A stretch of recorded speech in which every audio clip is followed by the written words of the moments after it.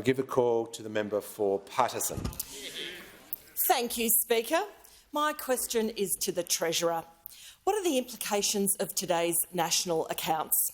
And how does the Albanese Labor government's economic plan respond to the challenges facing our government and economy? I give the call to the Treasurer, who will be heard in silence. Thanks very much, Mr Speaker. Thanks to the member for Paterson, who I know will want me to also recognise the Beyond the Broncos mentoring program friends who've joined us in the gallery today. It's nice to see you here. Mr Speaker, today the national accounts for June were released, and what they showed were that our economy is growing relatively solidly, but some of the challenges in the economy are growing solidly as well. We have an economy which is growing at 0.9% in the June quarter and 3.6% over the year. And this, as I said, is solid growth, but it doesn't tell the full story of our economy, and it doesn't reflect some of the substantial volatility we've seen in our economy over the last couple of months since this data was recorded. The big drivers of growth in the quarter were consumption and net exports. Again, pretty solid story on both of those fronts, but some challenges when it came to investment in dwelling and engineering construction, and also a lot of evidence of the skills shortages and labour shortages and supply chain pressures in our economy, which are holding the economy back. And also more evidence at a time when we do have record profits that real wages are falling, as they have been for some time.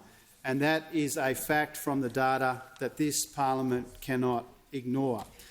So what we want to see, Mr Speaker, and what our economic plan is all about is largely three things. First of all, providing responsible cost of living relief where we can, where it also provides an economic dividend. Childcare eases the cost of living but provides an economic dividend. Easing the cost of medicine makes life easier for people who are getting lots of scripts but delivers a health benefit as well.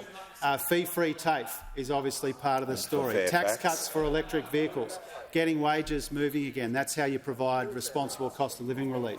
Secondly, we need to deal with the issues in our supply chains, which are pushing up inflation and forcing the Independent Reserve Bank to raise rates. And that's why we're investing in these skills and labour shortages. That's why we're investing in TAFE.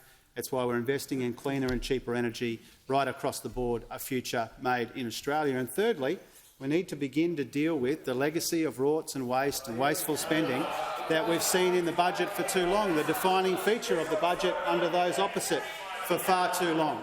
So whether it's responsible cost of living relief, dealing with issues in supply chains, or making sure that Australians get genuine value for money in their budget, these are the key concerns of this government, key components of an economic plan, key parts of the Jobs and Skills Summit last week, and they'll be the key components of the budget that I hand down from this dispatch box next month as well.